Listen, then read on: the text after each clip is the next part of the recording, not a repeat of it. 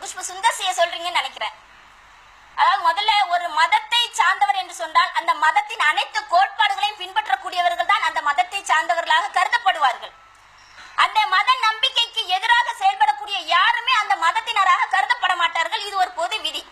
குஷ்பு அவர்கள் அவர் என்ன தன்னை முஸ்லிம் குடும்பத்தில் பிறந்தவராக காட்டிக் கொள்ளலாமே தவிர அவருடைய நடைமுறை வாழ்க்கையில் இஸ்லாமியருடைய சட்டத்திற்கு எதிராகத்தான் அவருடைய வாழ்க்கை இருக்கின்றது தவிர அவர் நிச்சயமாக அவர் ஒரு முஸ்லீமா இருக்க முடியாது.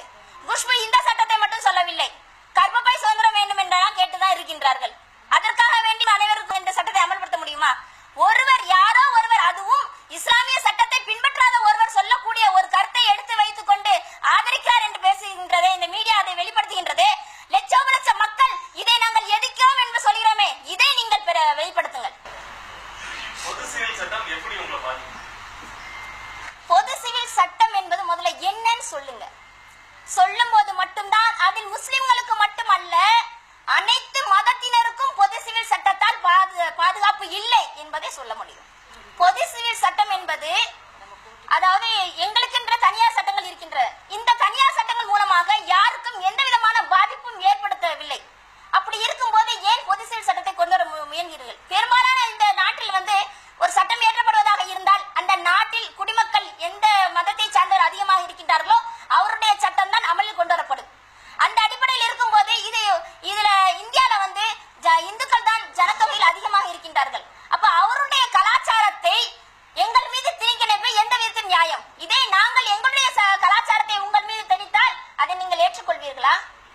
அப்ப பொது சிவில் சட்டம் என்பது மூலமாக உங்களுடைய கலாச்சாரத்தை எங்கள் மீது திணிக்க நினைக்கின்றீர்களே, இது மத சுதந்திரத்திற்கு மத சார்பின்மை என்று சொல்லக்கூடிய இந்த நாட்டிற்கு எதிரான கருத்து அல்லவா? பொது சிவில் சட்டத்தை ஏதோ முஸ்லிம்கள் மட்டும்தான் எதிர்ப்பது போன்ற ஒரு மாயை கிளம்பி இருக்கின்றது. அப்படி அல்ல. ஆர்எஸ்எஸ் தலைவரான குருகோல் வார்க்கர் 1972 ஆகஸ்ட் மாதம் 20ஆம் தேதி தீனதயாள் ஆராய்ச்சி பல்கலைக்கழகத்தின் துவக்க விழாவில் அவர் சொல்லும் போது பாரதிய தேசிய ஒற்றுமைக்கு பொது சிவில் சட்டம் கருவியாகும் என்று சொல்வது இயற்கைக்கு மாற்றமானது, விபரீத விளைவுகளை ஏற்படுத்தக்கூடியது என்று கூறியிருக்கின்றார். தமிழகத்திலும் பல அரசியல் கட்சிகளும் எதிர்கட்சி தலைவர்களும் தங்களுடைய எதிர்ப்பை, அதாவது பொது சிவில் சட்டத்தின் எதிர்ப்பை கூறிக்கொண்டுதான் இருக்கின்றார்கள். இந்த பொது சிவில் சட்டத்தை முஸ்லிம்களாகிய நாங்கள் மட்டும் எதிர்க்கவில்லை, பலதரப்பட்ட மதங்களை சார்ந்த நடுநிலையாளர்கள் அனைவருமே இந்த பொது சிவில் சட்டத்தை எதிர்க்கிறார்கள். காரணம் என்னவென்று சொன்னால் அவர்கள்லாம் இந்த இந்தியாவின் பலத்தை அறிந்து வைத்திருக்கின்றார்கள். யூனிட்டி இன் டைவர்சிட்டி, வேற்றுமையில் ஒற்றுமை என்பதுதான் இந்தியாவின் பலம். அனைத்து மதத்தினருக்கும் அவருடைய மத நம்பிக்கையின்படி வாழ்வதற்கு உரிமை வழங்கப்பட்டால் மட்டும்தான் இந்த நாட்டில் ஒற்றுமை நிலைக்கும். மத சுதந்திரத்திற்கு பங்கம் ஏற்படும் போது நிச்சயமாக தேசப்பற்று அங்கு ஒழிந்து தீரும். தேச ஒற்றுமை ஏற்பட போவதில்லை. எனவேதான் இந்த பொது சிவில் சட்டம் தேசிய ஒற்றுமைக்கு தீங்கு விளைவிக்க கூடியது என்பதை நாங்கள் வலியுறுத்தி கூறுகின்றோம். மத்திய அரசாங்கம் பொது சிவில் சட்டத்தை கொண்டுவதற்கு 2 காரணங்களை கூறுகின்றது. ஒன்று, இந்த நாட்டின் ஒற்றுமைப்பாட்டுக்கு பொது சிவில் சட்டம் தான் காரணமாக அமையும் என்பது. அவர்கள் சொல்வது போல் அல்ல. இந்த பொது சிவில் சட்டத்தினால் நிச்சயமாக நாட்டில் ஒற்றுமை ஏற்பட வாய்ப்பே இல்லை.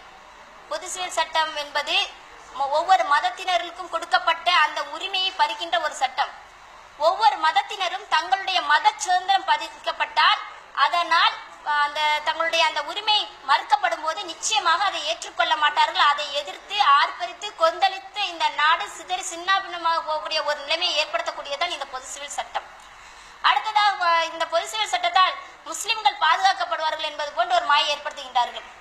முஸ்லிம்களாகிய எங்களுக்கு எங்கள் ஷரியத் சட்டம் தான் உண்மையான பாதுகாப்பை தருமே தவிர நீங்கள் கொண்டு வரக்கூடிய இந்த பொது சிவில் சட்டம் நிச்சயமாக எங்களுடைய பாதுகாப்புக்கு குந்தகம் விளைவிக்கக்கூடிய ஒன்றாகத்தான் இருக்கும். இதை வலியுறுத்தி தான் நாளைக்கு தமிழ்நாடு தவ்ஹீத் ஜமாஅத் ஆகிய நாங்கள் மிக பெரும் பெண்கள் பேரணியையும் பொதுக்கூட்டத்தையும் ஏற்பாடு செய்திருக்கின்றோம். சரியாக மாலை 4:30 மணிக்கு எம்ஜிஆர் சிலையிலிருந்து ஆரம்பித்து உழவர் சந்தையில் வரை இந்த பேரணி நடைபெறும் என்பதையும் அதற்கு பிறகு கன்னட உரைகளும்